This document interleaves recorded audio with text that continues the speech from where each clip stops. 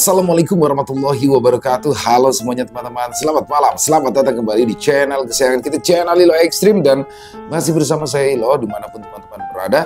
Semoga teman-teman selalu dalam keadaan sehat walafiat, tanpa kekurangan satu apapun. Amin amin ya robbal alamin. Dan pada kesempatan yang baik ini, kami akan membawakan satu kisah dari penulis asal kota Garut, Jawa Barat, Ibu Neneng Dewi NS. Wah, kisah-kisahnya selalu menarik ya. Tapi sebelum kita masuk ke dalam kisahnya, buat teman-teman mungkin yang belum subscribe, bisa diklik dulu tombol subscribe. Jangan lupa lonceng notifikasinya dinyalakan agar teman-teman selalu mendapatkan notifikasi dari konten-konten yang akan kami upload di setiap harinya. Dan kami juga ingin mengucapkan terima kasih ya kepada seluruh teman-teman yang sudah selalu setia hadir, yang sudah selalu mendukung kami.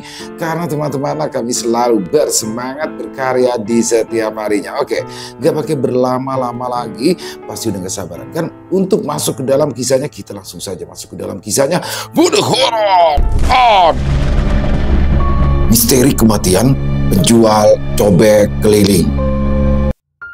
Malam itu adalah tahlilan hari pertama di rumah kontrakan almarhum Bajuki yang dikenal sebagai penjual cobek keliling.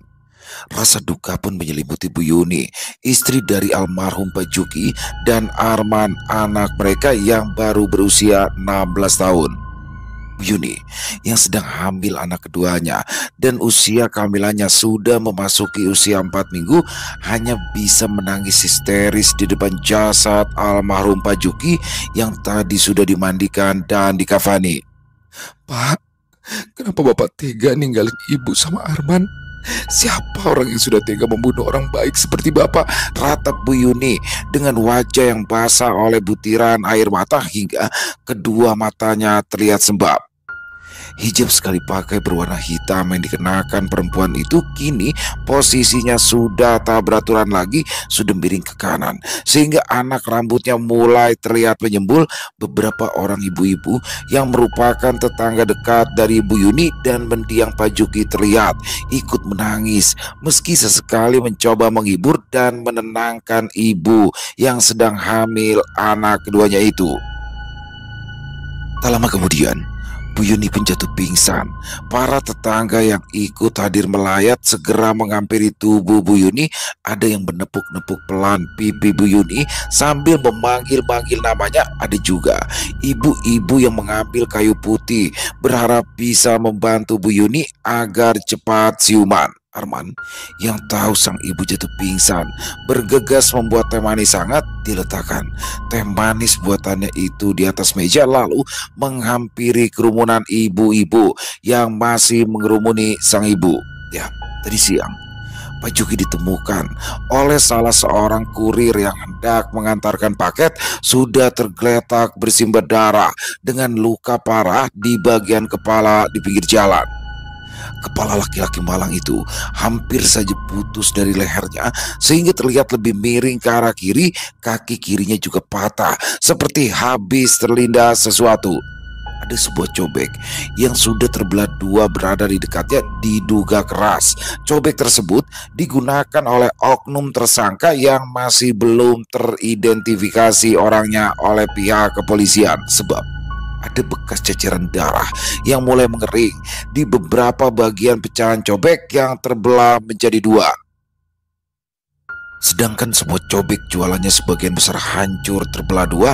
Ada juga yang jatuh terguling ke sungai karena lokasi tewasnya Bajuki tak jauh dari sungai kecil yang menjadi perbatasan desa tempat Bajuki sekeluarga tinggal dengan desa tetangga. Hasil penyelidikan sementara pihak kepolisian diduga Bajuki adalah korban pembunuhan. Garis polisi pun dipasangi di sekitar TKP sampai selesainya penyelidikan dari pihak terkait. Setelah siuman, Bu Yuni dan Arman pun ikut dimintai keterangan, terutama tentang siapa orang yang kira-kira menjadi musuh almarhum Bajuki atau yang saat ini punya masalah dengan beliau. Para tetangga pun ikut dimintai keterangan oleh pihak kepolisian. Namun, baik Bu Yuni, Arman, maupun para tetangga dekat kompak menjawab kalau mendiang Bajuki adalah orang baik, juga tidak punya musuh. Arman yang pertama kali dimintai keterangan mengaku tidak tahu kalau sang ayah memiliki musuh. Tamu yang datang ke beliau juga bisa dikatakan hampir tidak ada. Kalaupun ada, paling yang datang ke kontrakan mereka adalah Bu Yeni, pemilik kontrakan yang datang setiap bulan untuk menagih uang kontrakan. Saya bersaksi demi Allah, Pak Polisi. Suami saya itu orang baik, orang yang sangat baik, sayang sama keluarga, juga rajin beribadah, tidak pernah membuat masalah sama siapapun. Hubungan sama tetangga di sini juga baik, Kata Bu Yuni memberi kesaksian dengan air mata yang berlinang di kedua belah pipinya itu. Pengakuan Bu Yuni ini juga diperkuat oleh para tetangga dekat yang juga mengenal almarhum Pak Juki sebagai orang baik dan rajin sholat berjemaah ke masjid. Tak hanya sampai di situ, pihak penyidik juga mencoba mencari keterangan tambahan dari Pak Teddy, juragan cobek tempat Pak Juki mengambil cobek untuk dijual lagi. Keterangan yang didapat dari Pak Teddy justru berbanding terbalik dengan pengakuan istri dan para tetangga dekat almarhum Pak Juki. Mendiang Pak Juki itu hutangnya banyak, Pak. Terakhir, sekitar 2 hari yang lalu, dia datang ke tempat saya dan mau pinjam uang 500.000 buat bayar kontrakan. Tapi nggak saya kasih, soalnya mah hutang-hutangnya yang lama aja masih numpuk, belum ada yang dibayar, ucap Pak Teddy tegas. Namun Pak Teddy menegaskan kalau secara pribadi memang Pak Juki adalah salah satu anak buahnya yang baik dan tidak banyak tingkah, juga sayang dengan keluarga. Namun pihak kepolisian diam-diam mencatat pengakuan langsung dari Bu Yuni kalau Pak Teddy sering marah-marah dan memaki-maki pendiang Pak Juki. Salah satu alasannya adalah karena Pak Teddy kesal, hutang almarhum Pak Juki sudah terlalu banyak tapi tak kunjung dicicil sepeser pun. Pak Teddy pernah mengancam bakal menghabisi suami saya, Pak, kalau tidak segera mencicil semua hutang-hutangnya. Kata Bu Yuni memberikan kesaksian soal tabiat jahat dari Pak Teddy selama ini kepada almarhum suaminya dengan berurai air mata. Lalu untuk beberapa saat Bu Yuni pun terdiam, sibuk menyusut air matanya. Saya yakin pasti Pak Teddy yang sudah membunuh suami saya, Pak Polisi, ujarnya di antara isak tangis yang kembali pecah memenuhi ruangan. Pihak kepolisian pun untuk sementara mengamankan Pak Teddy karena laki-laki itu menjadi satu-satunya terduga pelaku kuat pembunuhan dari Pak Juki. Meskipun Pak Teddy terus membantah semua tuduhan tersebut, namun beliau diamankan oleh pihak berwajib sambil menunggu hasil penyelidikan lebih lanjut. Hari pertama, tahlilan mendiang Pak Juki tidak terjadi apa-apa. Warga desa yang sempat khawatir kalau sampai arwah almarhum Pak Juki bergentayangan akhirnya bisa bernafas lega. Meski biasanya orang yang meninggal dengan tidak wajar itu akan bergentayangan atau menghantui lingkungan di sekitarnya, hal ini seperti tidak berlaku untuk arwah almarhum Pak Juki.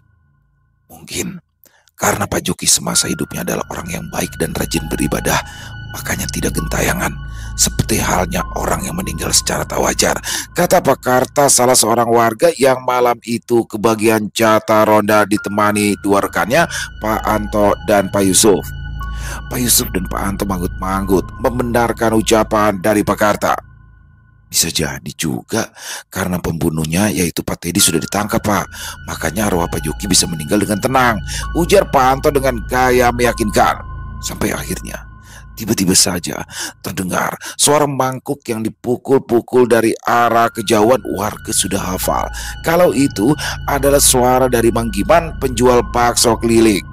Suara mangkok yang dipukul semakin terdengar, semakin dekat menuju ke arah pos ronda. Pak Yusuf, Pak Anto dan Pak Karta yang sedang main kartu langsung sumringah.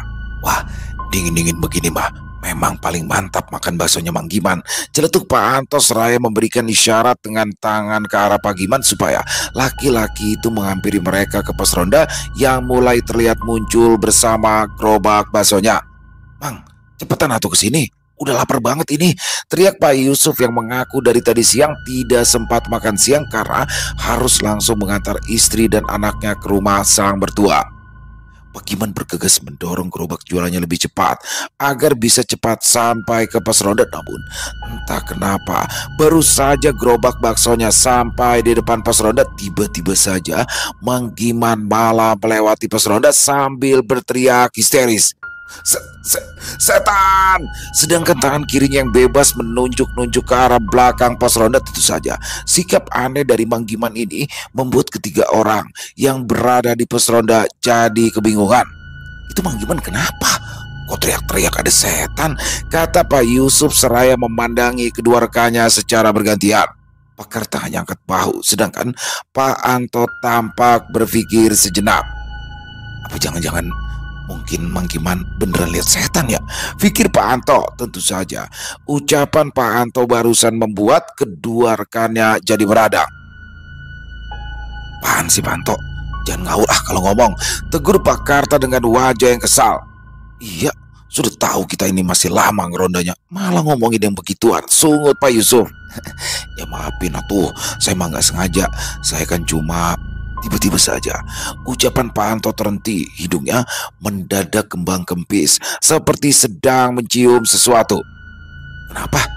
Kok nggak dilanjutin ngomongnya?" tanya Pak Yusuf. Pak Anto memberikan isyarat dengan meletakkan jari telunjuk kanan di atas bibirnya, tanda dia meminta kedua rekannya agar jangan bicara dulu. Tiba-tiba saja Pak Karta menyeletuk, "Kenapa tiba-tiba bau anyir darah?" Lalu Pak Karta pun sama seperti Pak Anto, laki-laki itu spontan memindai tempat itu dengan kedua retinanya. Ternyata hal ini juga dibenarkan oleh Pak Yusuf. "Iya ya, kenapa bau anyir darahnya berasa dekat sekali, seperti berada di dekat kita?" timpal Pak Yusuf sambil menutupi hidungnya dengan sarung miliknya. "Ya justru itu, tadi saya sudah nyium bau anyir duluan. Kayaknya berasal dari arah belakang kita sumber baunya." Akhirnya Pak Anto angkat bicara. Akhirnya mereka bertiga pun serentak memutar tubuh ke belakang. Ketiganya langsung diam terpaku seperti patung ketika tepat di belakang mereka berdiri sosok laki-laki dengan kepala yang miring ke arah kiri dan hampir putus dari lehernya. Darah terlihat mengucur dari kepala dan lehernya. Wajah sosok itu mirip dengan almarhum Pak Juki yang baru saja meninggal. Tolong saya Pak, temukan pembunuh saya." Terdengar sosok yang wajahnya mirip sekali dengan almarhum Pak Juki itu berbicara dengan suara yang sangat halus mirip bisikan, namun auranya membawa aura mistis yang membuat bulu kuduk Pak Yusuf, Pak Karta dan Anto jadi semakin merinding. Tolong jangan ganggu kami. Kami memang cuma jalanin tugas ronda." Pak Anto mencoba berbicara meski dengan suara terbatas. Sementara itu Pak Karta dan Pak Yusuf yang sudah tidak bisa menyembunyikan rasa takut mereka saling berebut untuk bersembunyi di balik punggung Pak Anto. Aroma busuk khas anyir darah itu semakin santer tercium, mengganggu indera penciuman ketiga para peronda tersebut. Apalagi sosok itu malah perlahan berjalan mendekat. Cara berjalannya juga seperti mengesot karena sebelah kakinya patah. Tentu saja pemandangan itu malah semakin menambah rasa takut siapapun orang yang melihatnya.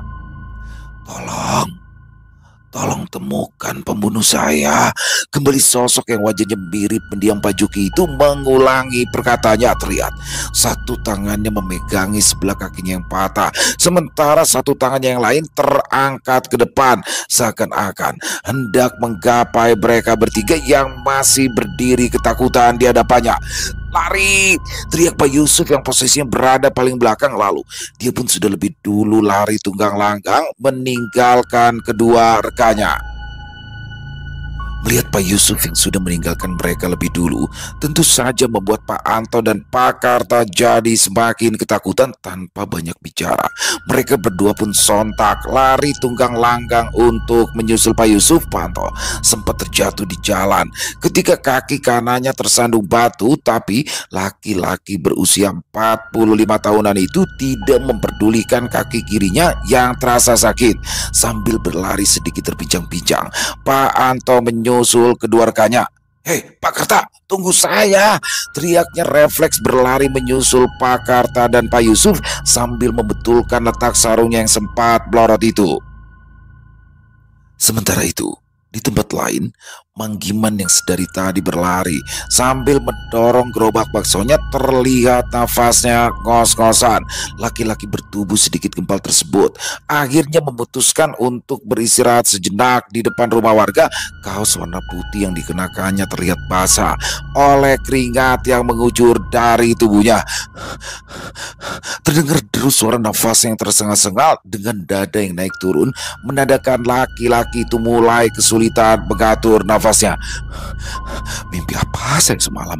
Kenapa malam ini malah harus ketemu sama setan gentayangan segala? Rutuknya kesal sambil menyeka keringat yang masih jatuh bercucuran di wajah dengan punggung tangannya. Lalu Mang Giman meraih botol air minum yang ia letakkan di bagian atas gerobak. Sepertinya cukup lama ia berlari membuatnya jadi sangat kehausan, sehingga dalam waktu yang singkat air di dalam botol itu pun tandas seketika.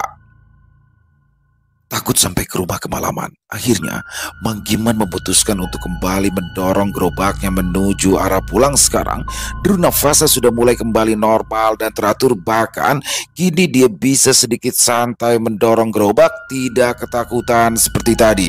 Sampai akhirnya Mang Giman melewati jajaran kebun jeruk milik warga yang terhampar cukup luas dengan penerangan jalan yang begitu minim, menambah suramnya suasana malam itu. Kenapa bulu kuduk saya jadi merinding begini ya? Perasaan sekarang bukannya malam Jumat, kata Mang Giman seraya mengusap-usap tengkuknya. Pandangan matanya mulai memindai ke sekitar. Tidak ada orang lain di sana selain dirinya, karena memang hamparan kebun jeruk tersebut hanya ramai dilewati oleh warga di siang hari. Tapi kalau sudah menjelang malam, jarang sekali ada warga yang melintasi tempat itu. Tiba-tiba saja Mang Giman terpaksa menghentikan gerobaknya karena merasa seperti mencium bau busuk yang begitu menyengat dan mengganggu indera penciumannya. Kenapa tiba-tiba bau busuk ya? Pikirnya. Belum sempat laki-laki itu menduga-duga, tiba-tiba saja sebuah suara malah mengagetkannya. Mang, tolong temukan pembunuh saya, Mang. Disusul kemunculan sesosok laki-laki dengan kepala yang miring ke arah kiri. Kepalanya miring karena hampir putus dari lehernya. Darah terlihat mengucur dari kepala turun ke bagian leher. Wajah sosok itu mirip dengan almarhum Pak Juki yang baru saja meninggal dunia. Tubuh Mang Giman langsung menggigil ketakutan. Tubuh gempalnya terasa seperti dipaku di tempat. Semakin sosok mirip almarhum Pak Juki itu mendekat, bau busuk yang tadi sempat tercium oleh hidung Mang Giman semakin menyengat sehingga perut laki-laki itu perlahan mulai terasa mual. Jangan ganggu saya, Pak Juki. Saya mohon, saya kan gak punya salah sama Pak Juki, kata Mang Giman. Tapi sosok almarhum Pak Juki itu bukannya menjauh, malah semakin mendekat. Mang Giman membacakan surat Al-Fatihah sambil memejamkan matanya karena tak sanggup melihat betapa mengerikannya sosok yang kini berada di hadapannya. Tolong saya, Mang. Tolong temukan pembunuh saya, kata sosok itu yang tiba-tiba sudah berada tepat di depan wajah Mang Giman, sehingga jarak sosok itu dengan Mang Giman hanya terpisah satu jengkal saja. Tak sanggup lagi menahan rasa takut yang semakin memuncak, pertahanan Mang Giman akhirnya jebol.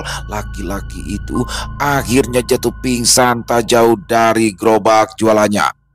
Keesokan harinya, Mang Giman ditemukan oleh seorang penjual bubur ayam yang melintasi tempat itu. Namun teror sosok pendiam Pak Juki rupanya tidak sampai di situ saja. Beberapa warga yang kebetulan pulang malam sempat melihat sosoknya. Sosok laki-laki itu terlihat berkeliling kampung menjual cobek. Seperti malam itu Atun dan Rian, kekasihnya, baru saja pulang sehabis jalan-jalan seharian merayakan hari jadian mereka. Ketika melewati jalan di depan gapura desa, tanpa sengaja mereka melihat di depan mereka seorang laki-laki yang sedang menjual cobek dengan cara dipanggul di atas bahunya. Anehnya, dari belakang saja kepala laki-laki itu sudah terlihat ada yang aneh, sebab kepalanya tidak tegak dengan kokoh tepat di atas leher, melainkan miring ke kiri seperti hendak tanggal dan putus dari lehernya. Itu siapa ya, Kang? Jualan cobek malam-malam begini? Tanya Atun seraya menoel bau kiri Rian. Rian yang sedang membawa sepeda motor langsung menjawab dengan santai. Ya paling juga orang yang jualan cobek dari kampung yang jauh terus pulangnya kemalaman. Kan udah biasa di kampung kita mah, banyak orang jualan sampai ke kampung yang jauh lalu pulangnya malam, kata Rian dengan entengnya. Semakin sepeda motor yang dikendarai oleh Rian mendekat ke sosok laki-laki yang sedang memangkul cobek, perasaan Atun malah semakin tidak karuan. Apalagi dia mulai mencium aroma busuk yang mulai santer tercium tanpa sengaja. Atun melirik ke arah sosok laki-laki yang masih berjalan pelan di samping kiri jalan yang dia dan Rian lalui. Saat lampu sepeda motor bagian depan Rian menyorot ke arah belakang tubuh sosok itu, Rian langsung ketakutan dan refleks memacu sepeda motor kencang sehingga membuat Atun menjadi bingung sekaligus ketakutan. Pelan-pelan atuh Kang, kalau sampai nabrak gimana? Protes Atun sambil memeluk erat punggung sang kekasih. Tadi Akang lihat setan, Neng. Ternyata laki-laki yang jualan cobek tadi itu bukan manusia tapi setan, jawab Rian dengan suara gemetar menahan rasa takut yang tadi sempat menggigapnya. Atun mengerjitkan dahinya. Masa sih Kang, jangan nakut-nakutin Atun atuh, kembali Atun protes sambil bersungut-sungut. Iya beneran, Akang gak bohong. Pas tadi Akang ngarahin lampu bagian depan ke laki-laki itu, kepalanya teh hampir putus, darahnya juga masih mengucur. Ih, pokoknya mas serem. Rian menerangkan ulang apa yang tadi sudah dilihatnya sambil sesekali bergidik ngeri membayangkannya. Untungnya kedua pasangan sejoli tersebut tidak sampai diganggu oleh sosok yang mirip dengan almarhum Pak Juki tersebut. Tapi nasib naas justru menimpa rombongan jemaah ibu-ibu pengajian dari kota yang baru pulang pengajian dari desa sebelah. Kebetulan malam itu sedang mengundang salah seorang ustadz yang cukup terkenal. Mereka beramai-ramai datang naik sebuah mobil pick up yang sengaja disewa. Tepat ketika mobil pick up yang membawa rombongan ibu-ibu jemaah pengajian tersebut melewati hamparan perkebunan jeruk yang minim penerangan, mendadak sang supir mengerem mendadak, lalu disusul terdengarnya seperti suara benda yang dihantam oleh benda keras. Brak! Rombongan ibu-ibu pengajian yang sedang asyik ngobrol di belakang mobil pick up sontak berteriak histeris. Suasana pun berubah riuh. Wajah sang supir langsung berubah pucat ketika menyadari kalau mobilnya sudah menabrak. Astagfirullah, tadi kayaknya kita nabrak sesuatu, katanya. Pemimpin rombongan jemaah yang duduk di samping sang supir pun tak kalah cemas. Iya Kang, kayaknya tadi mobil Akang nabrak orang, sautnya dengan suara sedikit gemetar. Padahal tadi saya dari kejauhan gak lihat ada orang lewat loh Bu, demi Allah. Tapi entah kenapa pas di tikungan tadi tiba-tiba aja ada seorang laki-laki penjual cobek nyebrang. Makanya saya kaget mau banting setir tapi telat. Sang supir tidak bisa menyembunyikan rasa khawatirnya. Ya udah tuh Kang, lebih baik kita turun aja sekarang buat mastiin. Ayo atuh, ajak sang pemimpin rombongan jemaah. Sang sopir pun langsung turun dari mobil pick up disusul pemimpin rombongan jemaah. Dahi sang supir refleks berkerut melihat ia tidak menemukan apapun di depan mobil pick up miliknya. Aneh ya, padahal mah tadi jelas-jelas saya dengar suara benda ketabrak, gumam sang supir yang merasa kebingungan. Entah atas dasar dorongan apa, sang supir mengintip ke arah bagian bawah mobil pick up. Pada awalnya dia tidak melihat apa-apa karena gelap. Sang supir kemudian menyenter memakai senter dari ponsel miliknya, tapi kosong, tidak ada apa-apa. Tapi tiba-tiba saja dia mencium bau busuk bercampur anyir seperti bau darah yang berasal dari bagian belakang. Disusul terdengarnya sebuah suara yang cukup asing di telinganya. Kang, tolong saya Kang, tolong temukan pembunuh saya. Disusul kemunculan sesosok laki-laki dengan kepala yang miring ke arah kiri. Kepala sosok laki-laki tersebut tampak miring karena hampir putus dari lehernya. Darah terlihat mengucur dari kepala turun ke lehernya, sementara bahu kirinya memanggul cobek. Tubuh sang sopir dan ketua rombongan pengajian itu sama-sama gemetar menahan takut. Saking takutnya si ibu ketua rombongan sampai terkencing-kencing di celana, sedangkan sang sopir sendiri refleks menutup mata dengan kedua tangannya. Jangan ganggu saya dan para penumpang mobil pickup saya mohon, ucap sang sopir sambil berusaha keras menahan bau busuk bercampur anyir yang membuatnya ingin muntah. Rombongan ibu-ibu yang ada di belakang mobil bak spontan menjerit histeris lalu turun dari atas mobil. Mereka berlarian keluar sambil menjerit-jerit ketakutan. Rupanya mereka ikut melihat penampakan sosok laki-laki yang perwujudannya sangat mengerikan tersebut. Kabar ini akhirnya sampai juga ke telinga Bu Yuni. Hati perempuan yang belum genap 7 hari ditinggal suaminya untuk selama-lamanya itu seakan makin terkoyak. Pak Dhani sebagai ketua RW pun ikut merasa bertanggung jawab atas teror yang kini menimpa warganya. Pak Dhani lalu mengajak warganya berembuk di rumahnya tentang solusi dari semua masalah yang berkaitan dengan bergentayangannya arwah sosok Pak Juki. Sepertinya mah kita harus mengadakan doa bersama dengan mengundang Pak Ustadz, usul seorang warga. Tapi kan itu sudah kita lakuin selama berlangsung acara tahlilan almarhum dari hari pertama sampai hari ke-7, sangga warga lainnya. Ya kan namanya juga usaha, tidak ada salahnya boleh kita lakukan. Toh mendoakan almarhum adalah sesuatu yang baik. Seorang warga mendukung pendapat warga yang pertama. Pak Dhani manggut-manggut mendengarkan secara seksama setiap pendapat warganya, akan tetapi sayangnya pertemuan hari itu malah tidak menemukan titik terang. Sementara Pak Dhani merasa tidak enak hati sebab terus didesak oleh Bu Yuni untuk membersihkan nama almarhum suaminya. Pokoknya masih tidak mau tahu. Tolong Pak RW, carikan solusi agar sosok yang menyerupai suami saya itu jangan lagi muncul dan menjatuhkan nama baiknya. Suami saya teh orang baik, rajin ibadah, tidak mungkin dia gentayangan apalagi meneror warga di sini. Tolong, jangan bikin saya makin sedih. Kehilangan dia saja sudah cukup membuat saya terpukul, ucap Bu Yuni di antara isak tangisnya. Di tengah-tengah kekalutan warga, tiba-tiba seorang ibu-ibu datang dan mengabarkan kalau ada 2 orang warga yang baru pindah ke desa mereka. Pak Dhani hanya tersenyum. Oh, mereka itu masih keluarga jauh saya. Namanya Pak Sahid dan anaknya bernama Luna, jawab Pak Tono, salah seorang warga sambil tersenyum. Kepindahan Pak Sahid dan keluarga seakan mengalihkan isu teror dari almarhum Pak Juki. Pak Sahid yang ramah dan anak gadisnya yang bernama Luna yang berwajah cantik dan anggun seakan menghipnotis para warga. Mereka pun berbondong-bondong menemui kedua warga baru tersebut. Rupanya Pak Sahid ini adalah seorang duda. Bu Sarah istrinya sudah meninggal 5 tahun yang lalu. Pak Sahid adalah seorang pensiunan tentara. Dia membeli rumah milik salah satu penduduk yang sudah pindah ke kota. Sebuah rumah yang posisinya cukup strategis sebab berada tepat di pinggir jalan dan sering dilalui oleh para warga. Juga menjadi tempat lalu lalangnya kendaraan baik roda 2 maupun roda 4. Sedangkan Luna sendiri baru berusia 23 tahun.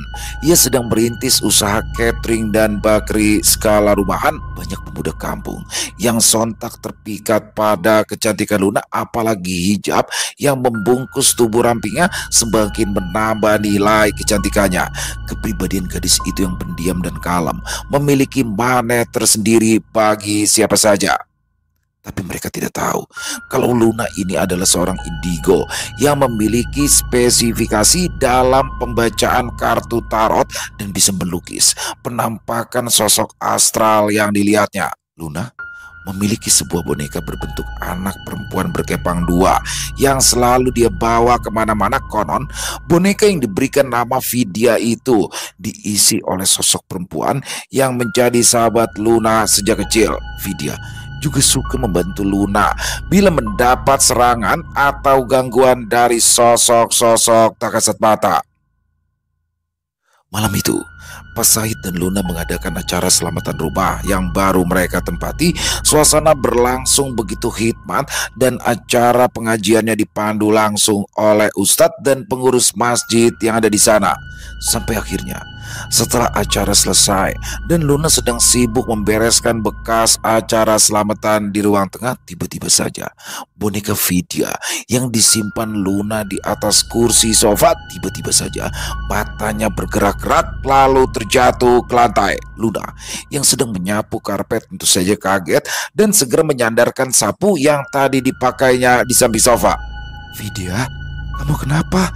tanya Luna yang langsung memungut boneka Vidya lalu mendekatkan telinganya ke arah boneka Vidya itu. Rupanya boneka Vidya itu berbisik di telinga Luna kalau ada kehadiran sosok astral yang sedang membutuhkan bantuan Luna, dan kini sosok itu sedang berdiri tepat di depan teras rumah miliknya. Luna spontan berjalan ke arah teras rumah. Apa yang dikatakan oleh boneka Vidya itu ternyata benar.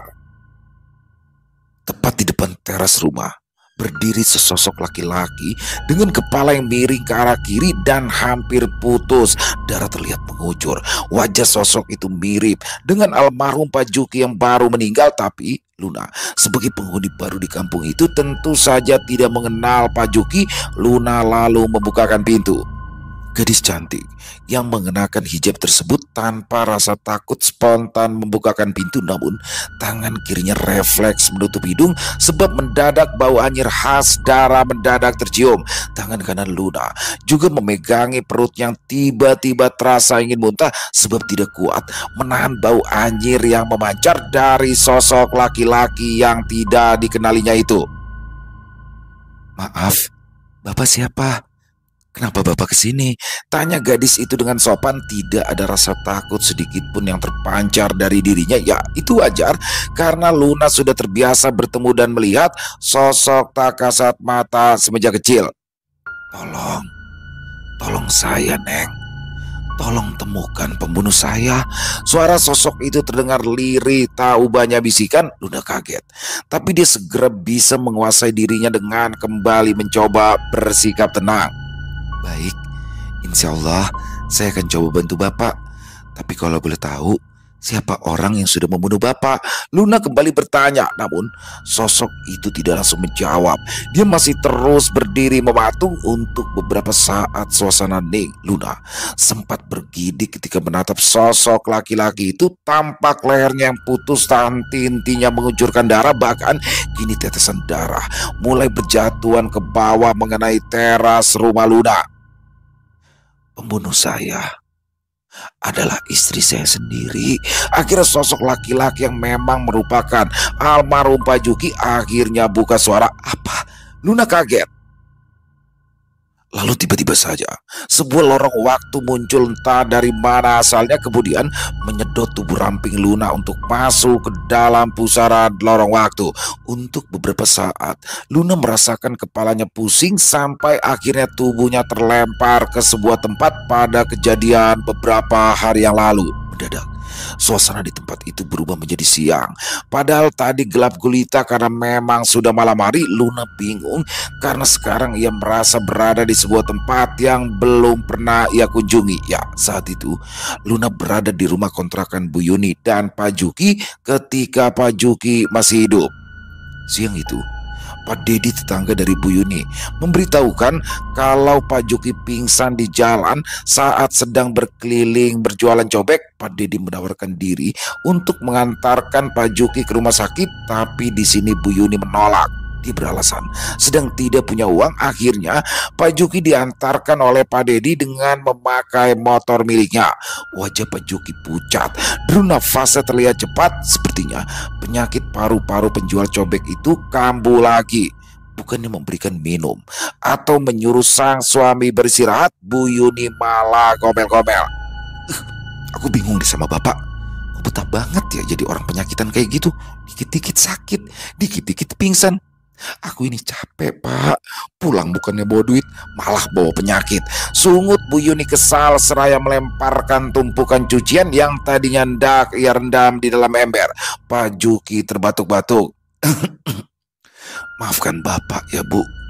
Bapak juga sebenarnya tidak mau hidup begini, saut Pak Juki dengan wajah memelas. Sesekali tangannya mengusap-ngusap dadanya yang terasa sesak. Boleh Bapak minta minum, Bu?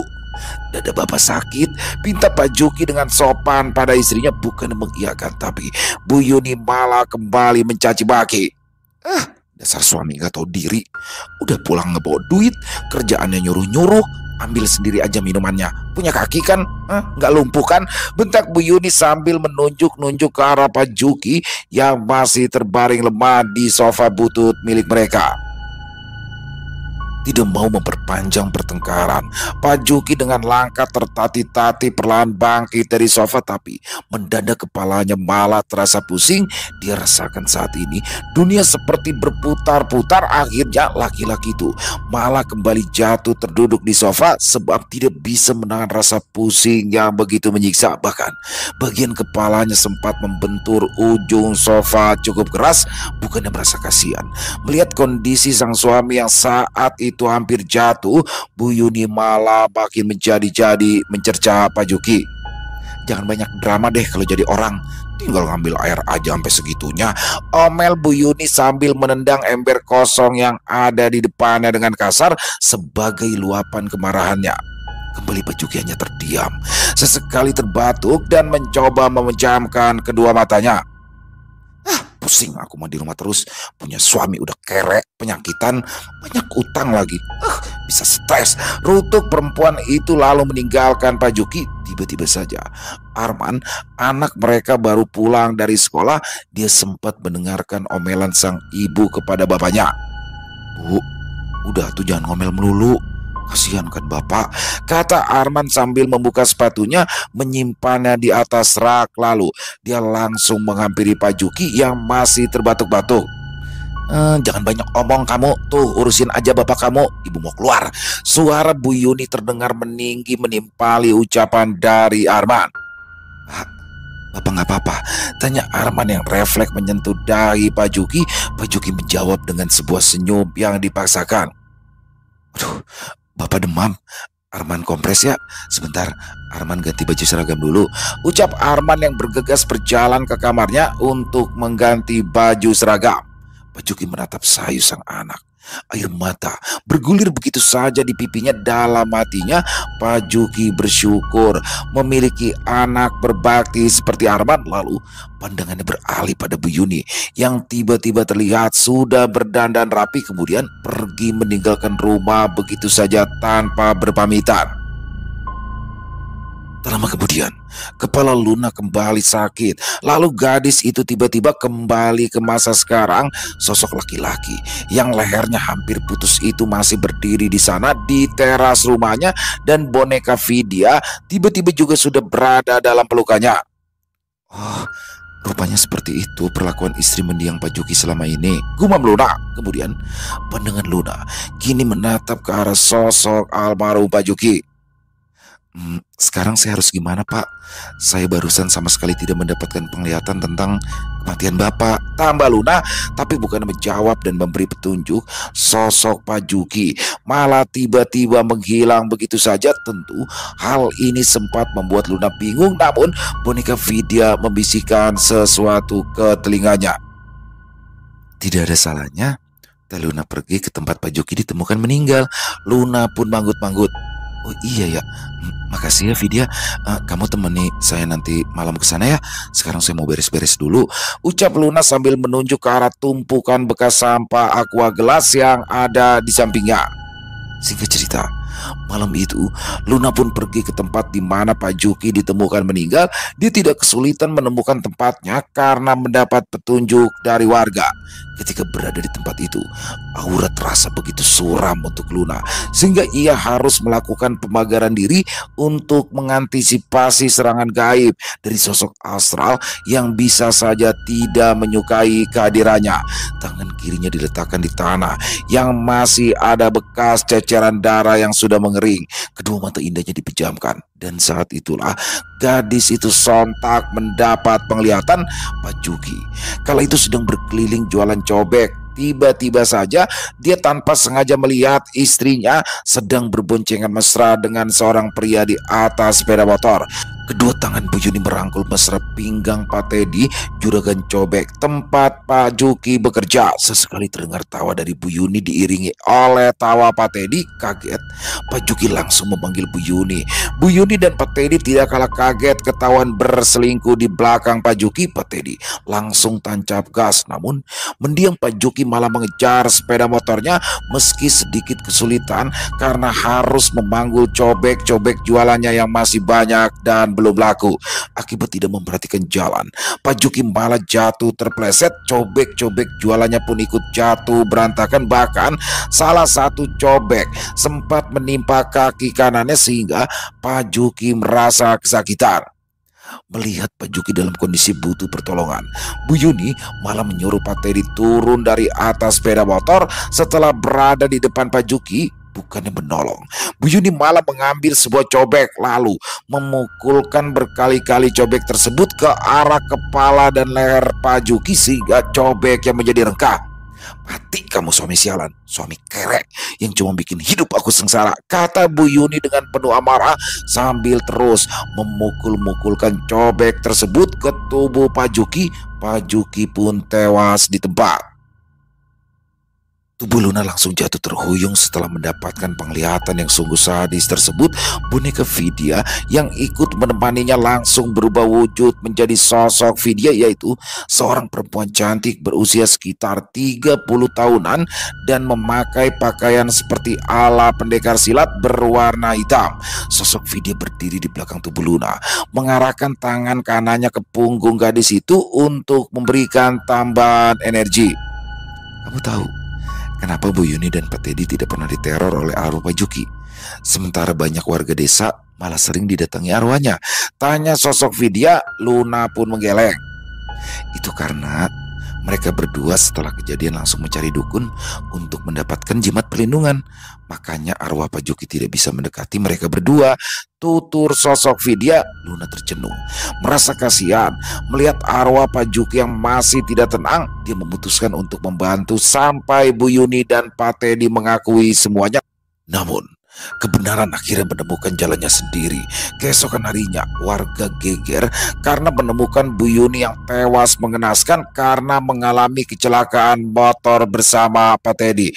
Menurut pengakuan saksi mata yang melihat kejadian tersebut, tadi malam sepeda motor yang dikendarai oleh Pak Teddy yang sedang menggonceng Bu Yuni tiba-tiba saja oleng. Terdengar teriakan histeris dari Pak Teddy dan Bu Yuni sebelum sepeda motornya oleng lalu menabrak pohon waru yang ada di pinggir jalan. Kematian keduanya akhirnya menjadi bahan perbincangan warga. Desas-desus akan adanya hubungan terlarang antar keduanya yang kemudian dikaitkan dengan kematian tragis Pak Juki pun mencuat. Luna yang ikut menyaksikan pemakaman keduanya tanpa sengaja memperhatikan sikap tak biasa dari Arman menatap dingin ke arah makam sang ibu, lalu melemparkan sebuah kalung jimat berwarna coklat yang terbuat dari kulit kayu yang tadi dipegangnya ke makam sang ibu. Saat itulah Luna kembali mendapat bisikan dari boneka Vidya. Kata boneka Vidya, rupanya sebelum kejadian Arman diam-diam mengambil jimat itu dari kamar ibunya, sebuah jimat yang diberikan oleh dukun agar dirinya tidak sampai diteror oleh Pak Juki. Namun pada saat yang sama Pak Teddy menelpon mengajak Bu Yuni bepergian, tapi naas di tengah jalan sosok Pak Juki malah mencegatnya. Saat itulah Bu Yuni baru menyadari kalau dia lupa memakai jimat itu. Akibatnya fatal. Sosok mendiang Pak Juki yang selama ini memendam amarah dan dendam menghamburkan sosoknya tepat ke arah sepeda motor yang sedang dikendarai oleh Pak Teddy. Lalu terjadilah peristiwa naas itu. Di pemakaman, Luna akhirnya bisa melihat sosok Pak Juki yang tak lagi berwujud menyeramkan. Kini sosok itu berwujud seorang laki-laki berpakaian putih bersih dengan wajah memancarkan cahaya. Lalu dari kejauhan sosok itu tersenyum ke arah Luna seakan ingin mengucapkan terima kasih. Selesai. Oh, luar biasa kisah dari Bu Neneng. Ternyata ternyata ya istrinya Bu Yuni berselingkuh dengan bosnya Pak Juki, Pak Teddy, dan ternyata pembunuhnya adalah dia. Bu Yuni parah pakai banget. Dan bagaimana di sini ada keterlibatan juga dari anaknya, yang mana anaknya itu mengambil jimatnya, barulah setelah itu sosok Pak Juki bisa mendekati sosok Bu Yuni. Luar biasa. Dan di sini ada tokoh baru lagi ya, Luna dengan bonekanya yang bernama Vidya. Waduh, ini apakah ada kelanjutannya? Bu Neneng makin banyak aja nih tokoh-tokoh saktinya ya dalam kisah-kisah Bu Neneng. Luar biasa. Terima kasih Bu Neneng atas kisahnya, dan semoga kisah barusan bisa menghibur teman-teman semua ya, para pecinta penikmat horor misteri, lebih khususnya lagi kepada para subscriber dari channel Ilo Extreme. Dan buat teman-teman yang mungkin punya komentar lain, yang mungkin punya pendapat lain tentang kisah barusan, bisa menuliskan di dalam kolom komentar ataupun hanya sekedar saling menyapa. Insya Allah kami akan menjawabnya satu persatu. Buat teman-teman yang suka dengan videonya, bisa diklik tombol like-nya, tombol jempolnya, boleh juga dibantu di-share ya link videonya ini ke teman-teman yang lain agar juga ikut merasa terhibur. Buat yang belum subscribe, sekali lagi yuk diklik tombol subscribe-nya, jangan lupa lonceng notifikasinya dinyalakan agar teman-teman selalu mendapatkan notifikasi dari konten-konten yang akan kami upload di setiap harinya. Dan untuk channel Ilo Extreme kami upload setiap hari teman-teman ya, setiap hari teman-teman ya, setiap malam jam 7 malam waktu Indonesia bagian Barat. Dan oh iya, buat teman-teman yang mungkin punya kisah horor misteri yang apabila mungkin berkenan dibawakan di channel kami, bisa mengirimkannya ke nomor telepon kami yang ada di sini. Bebas ya, kirimannya boleh dalam bentuk tulisan, boleh dalam bentuk rekaman suara, senyamannya teman-teman aja. Dan buat teman-teman yang sudah mengirimkan kisah, kami ucapkan terima kasih. Di akhir kata, saya Ilo mengucapkan permohonan maaf apabila mungkin dalam pembawaan kisahnya barusan ada kata-kata saya yang salah ataupun ada kata-kata saya mungkin yang kurang berkenan. Saya mohon dibukakan pintu maaf yang seluas-luasnya. Sampai berjumpa lagi di konten-konten kami selanjutnya yang pasti tidak kalah ngerinya, yang pasti tidak kalah seramnya. Masih bersama saya Ilo di channel Ilo Extreme. Salam sehat, sukses selalu untuk kita semua. Wassalamualaikum warahmatullahi wabarakatuh.